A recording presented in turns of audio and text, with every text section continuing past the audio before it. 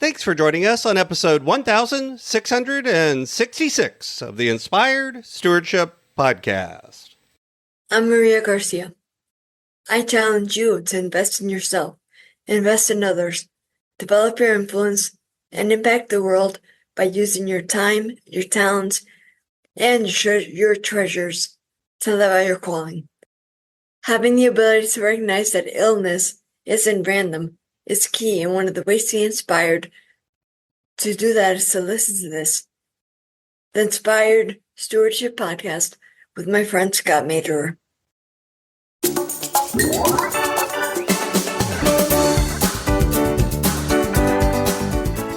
I would say you can rebuild, even though it looks like that might not be possible. You can rebuild. Just get back up one more time, then you fall. And it doesn't matter how long it takes you. It took me about 3 or 4 years before I stopped saying, why me? Right? Welcome and thank you for joining us on the Inspired Stewardship Podcast.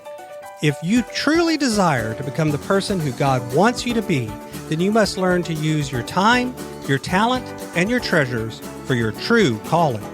In the Inspired Stewardship Podcast, you will learn to invest in yourself, invest in others, and develop your influence so that you can impact the world.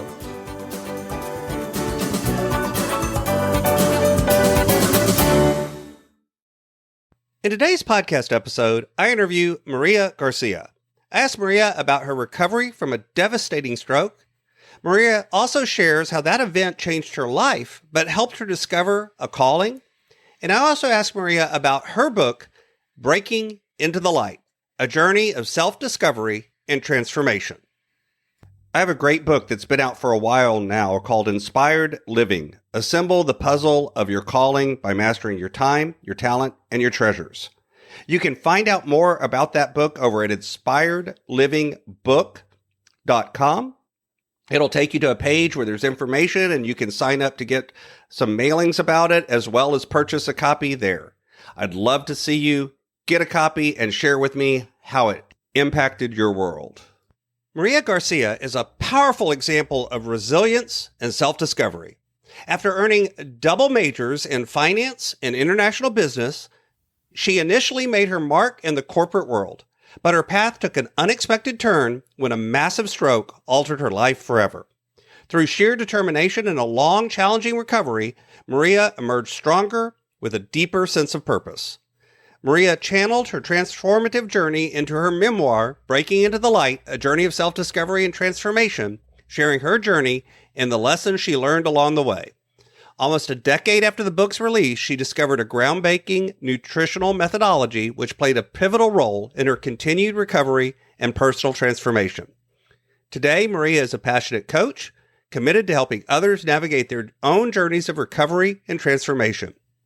She specializes in guiding individuals to reset their relationship with food, unlocking profound shifts in their overall life experience. Welcome to the show, Maria. Thank you, Scott, for having me. Absolutely. I look forward to our conversation today. And as we kind of dive into the beginning of the interview, too, folks just heard you talk, and your voice obviously sounds a little different, a little raspy. So as you launch into your story, talk to us a little bit about what's going on. Do you have a cold, or is this something else as part of your journey? As I like to say, this is my sexy voice. And the reason it's so sexy is because, and I'll get into the story, when I was 25 years old, I thought I had food poisoning. So I ended up at the hospital thinking, okay, this will just be a day or 2 days. And what turns out was a very different outcome. Somebody finally walked over to me after numerous tests and says to me, "Miss, we think you're having a stroke." But wait, food poisoning to stroke? That's what was the symptoms that made you think it was food poisoning, but it was a stroke? I didn't know what a stroke was. I had never heard of a stroke. I had never even heard the word. And you were in your 20s? Yeah, 25. Yeah, so not that, yeah. Not something a 25-year-old thinks of as their first choice. Not at all. Yeah. Not at all. And then on top of it, I'd eaten shrimp that day a few hours earlier. So Well, that'll do it. So they thought you were having a stroke. Tell me more. What happened? well, that's a run a few tests. They didn't even know for sure what was going on. But they ran the tests, I guess some were CAT scans, some were MRIs, I'm not even sure. And they noticed something was wrong in the brain. And then they weren't sure if it was a clot or an aneurysm. Mm-hmm. So they just transferred me to a different hospital. And wow, at that second hospital, after a few hours, I actually thought I was okay because my thinking had cleared a bit and I felt like I was getting better. But meanwhile, what I didn't notice is that I was slowly losing mobility and my ability to speak was totally gone. Mm-hmm. I became a mute. So at 25, you're having a stroke. You felt okay, but you ended up losing your ability to speak and a large part of your mobility. Yeah, and I felt okay after a few hours, not at the beginning. At the beginning, I felt like I had the worst headache ever. I felt like somebody had hit me over the head with a cast iron pan, and I had extreme vertigo. Go back in time before this. So you're a young adult. What were your dreams? What were you thinking your life was going to be like before this? I was climbing up the corporate ladder. I had just started working at a new company like 6 months prior, and I'd just taken my Series 7 exam, and that was to become a stockbroker. Mm-hmm. And I had done super well on it. I was excited. And then after, right after I took it, bam! Life not otherwise. And what happened after the stroke? What was the experience after that? I mean, I'm assuming it's not like, oh, you suddenly started feeling better and everything went away and everything's back to normal. No, not at all. Not at all. That's what I thought it was going to be like because I had zero reference for stroke. So I thought, you know what, when they leave the hospital, I'm going to be totally patched up and I'm just going to resume life as it was. Boy, oh boy, I couldn't have been any more wrong. Right. So what was the journey like as you left the hospital? Oof. I was at the two hospitals for 4 months total. The first hospital, I didn't even move. I was just stuck between four walls. I had family there with me all the time. My family was actually so amazing because they created shifts so somebody would be with me 24 hours a day. And I credit that with the reason I even recovered. Because one night I almost died. I would have died if my mother had not been there. And just their love is what made me, I wouldn't say have hope, but they were keeping the hope alive that I didn't have. Yeah, I talk as a coach sometimes about what I call borrowed hope, which is when you're in a situation when you're so dark that you don't have any hope of your own, but if the people around you have hope, sometimes you can just borrow that hope for a little while. Yeah, sounds like you were experiencing that. How did this experience affect your faith journey and your faith experiences as well? Well, I've always been a Catholic by name, Catholic by birth, but I was never very religious. I got to the age where I would go to church, and then one Sunday, my mother looks at me and says, "Aren't you going to church?" And I just stopped and said, "Are you going? Are you going? Why don't you go?" And that's when I stopped going. So I haven't been always very religious. However, when this happened, I became very spiritual. Very spiritual. Not in the religious going to church kind of sense, but more like meditation and just having a relationship with a divine. do you feel like, because a lot of times when people go through a rough experience, there's almost two kind of reactions. One is to be angry and push away, and the other is to kind of lean into the spiritual connection. And it sounds like you leaned into it a little bit. Why do you think that was your reaction? Well, to be honest, I actually did a little bit of both. Okay. At first, it was very, why me, why me, why me?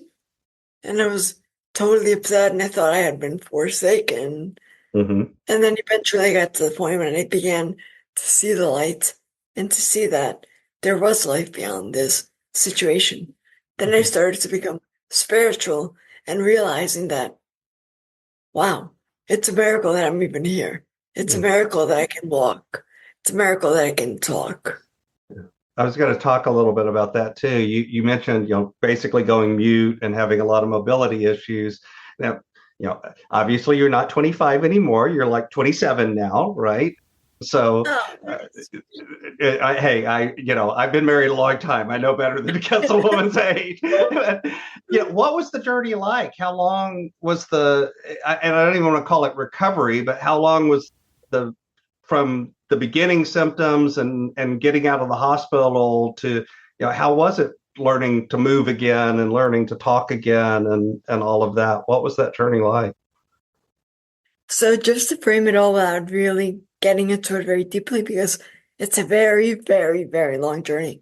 Mm-hmm. But I was paralyzed basically from the neck down and mute.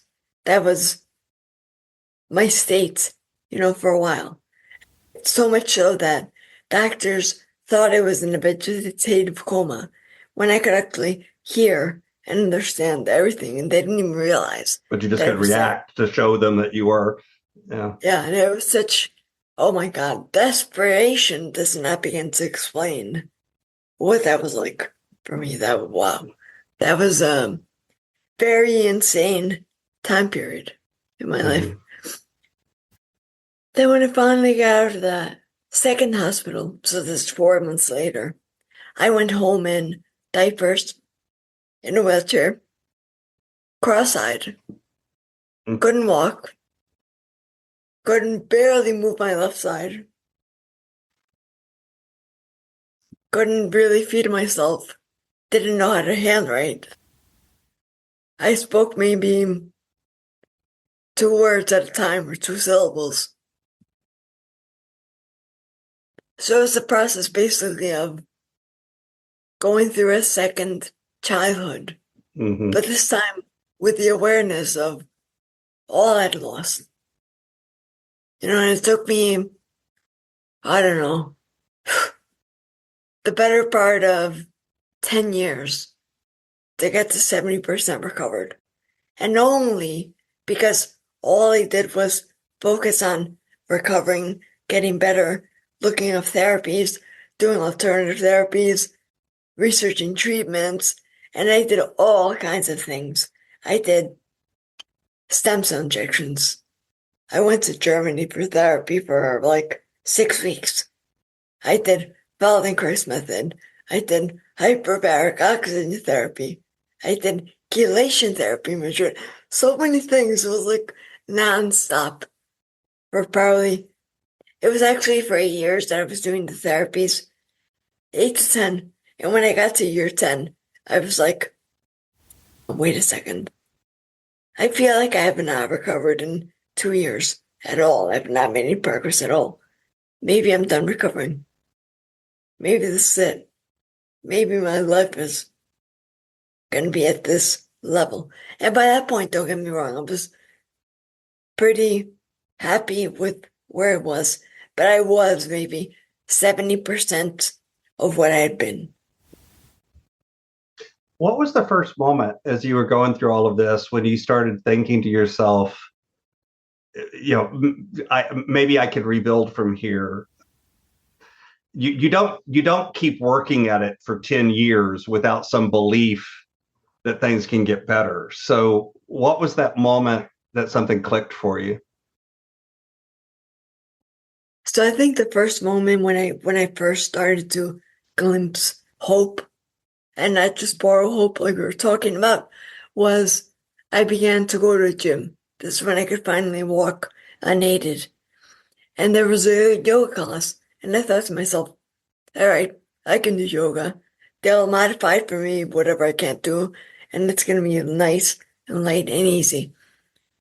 So I went to yoga thinking I could finally do some exercise, but then it turned out to be such a powerful mental thing for me.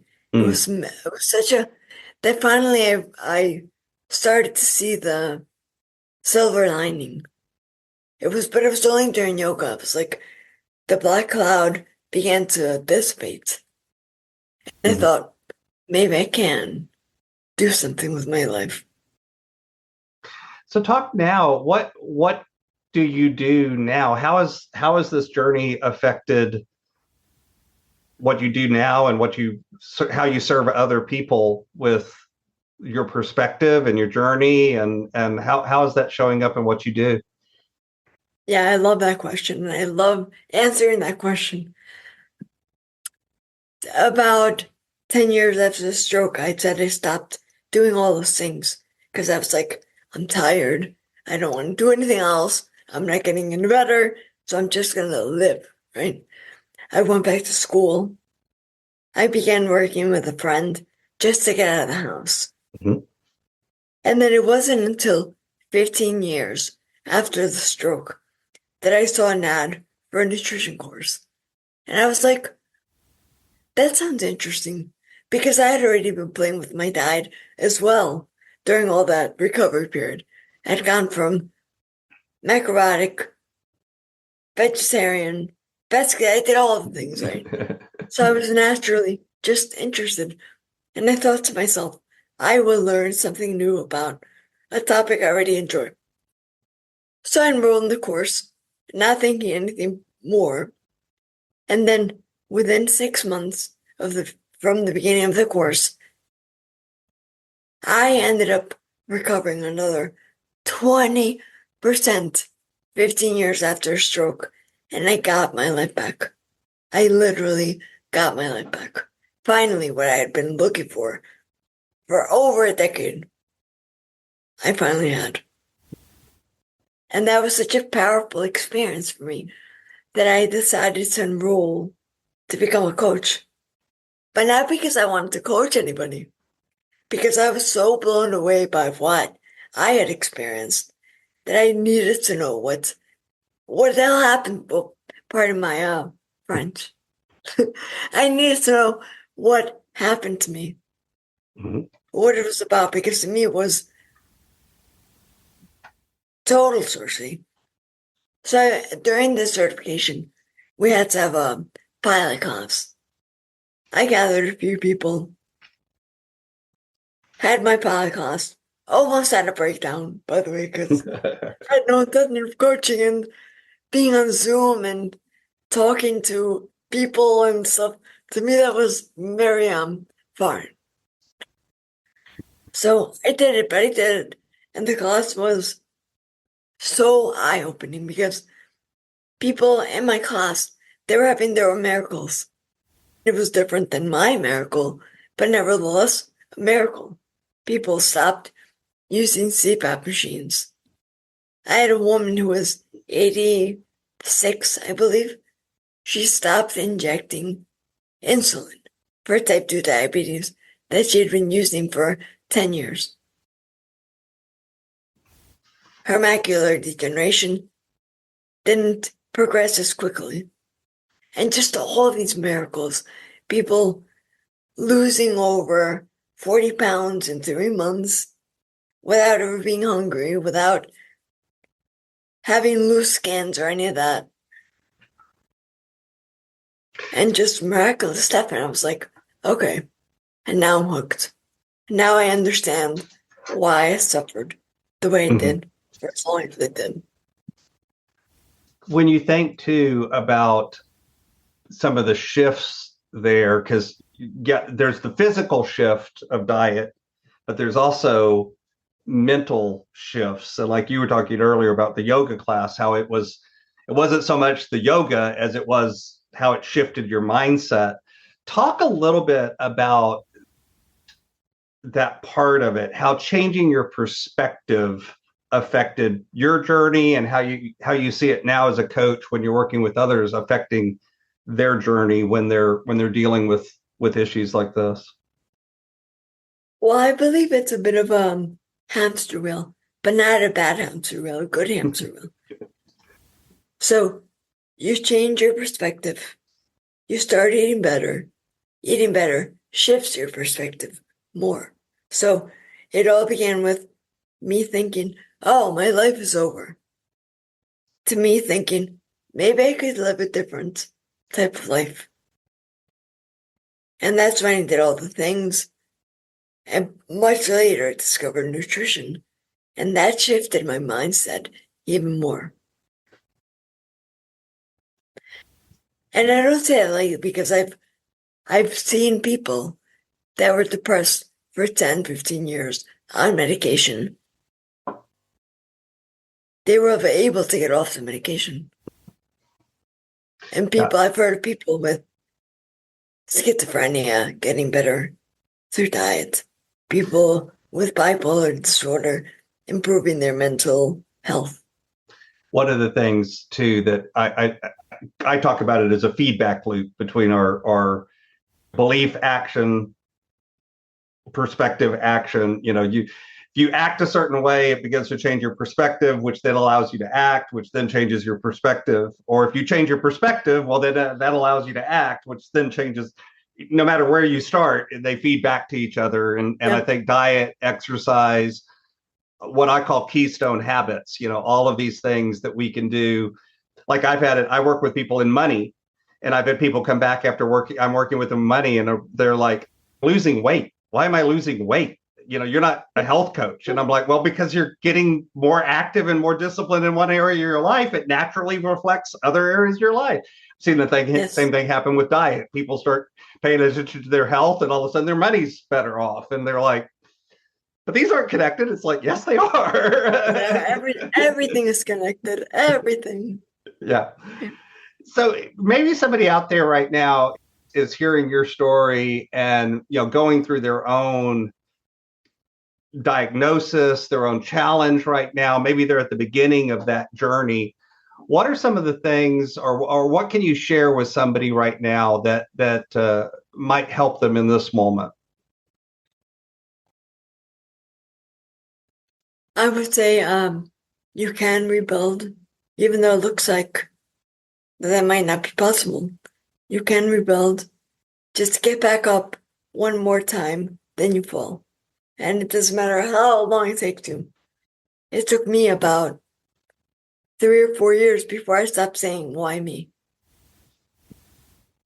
So just know that even though the outcome looks terrible, looks bleak, there's no hope, one day will come when things look differently. And I would say something that I wish I'd known 15 years before I suffered all. Like, if I had known what I know now when I first suffered a stroke, I could have healed much more rapidly and probably to a better degree. I probably wouldn't have this sexy voice that I'm coming to you with. Well, that would be a horrible thing. It would be a horrible thing, right? You use that as your entire tagline. So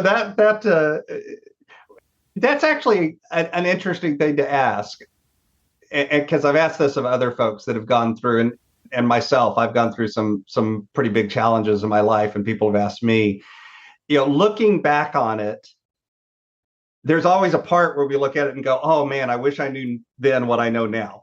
But there's also a part where it's like, yeah, but would I know what I know now if I hadn't gone through what I went through? Yes.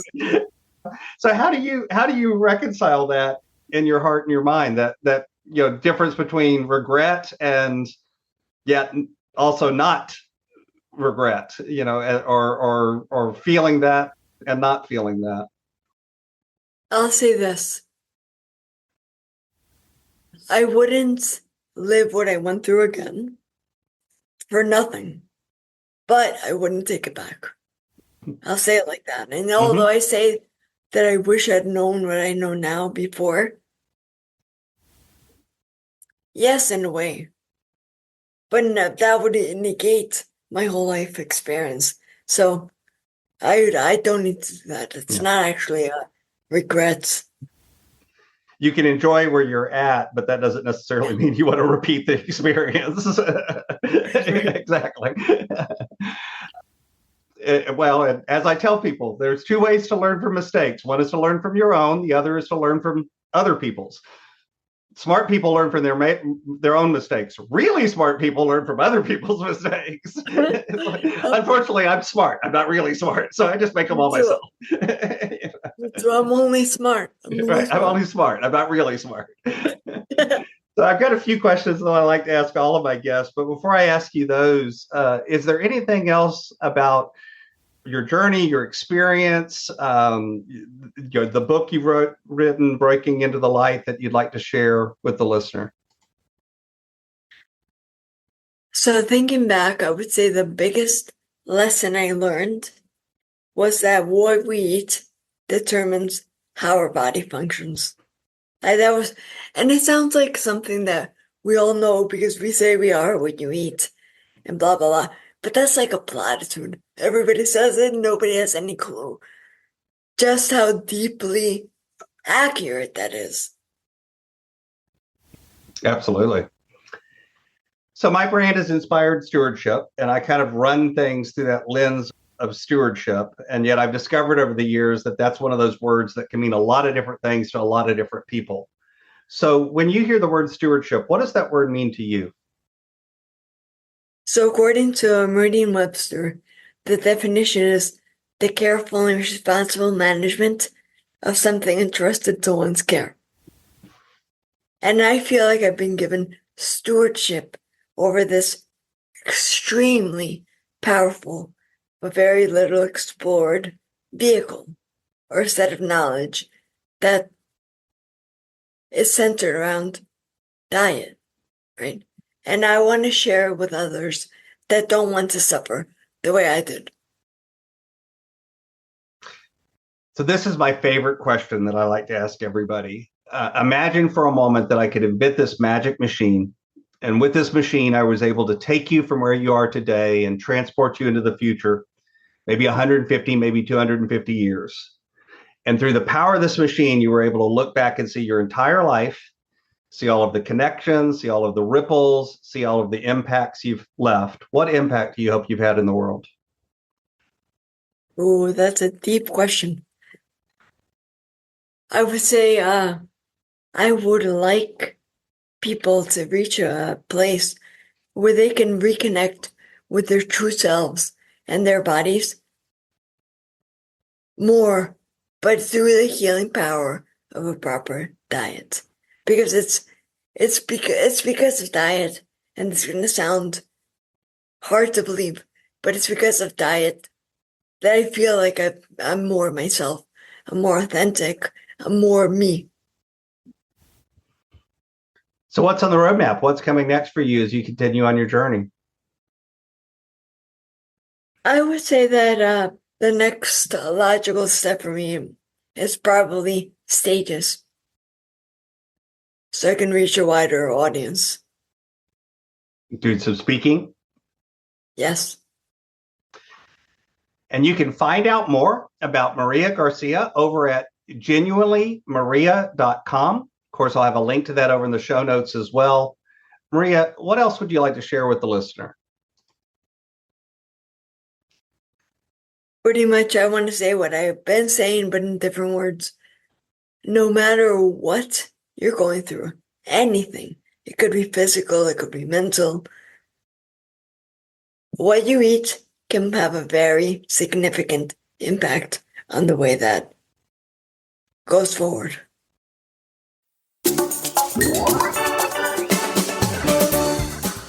Thanks so much for listening to the Inspired Stewardship podcast.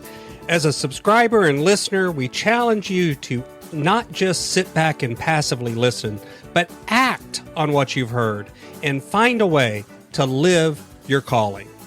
If you enjoyed this episode, please please do us a favor. Go over to inspiredstewardship.com/iTunes rate. All one word, iTunes rate. It'll take you through how to leave a rating and review and how to make sure you're subscribed to the podcast so that you can get every episode as it comes out in your feed. Until next time, invest your time, your talent, and your treasures. Develop your influence and impact the world.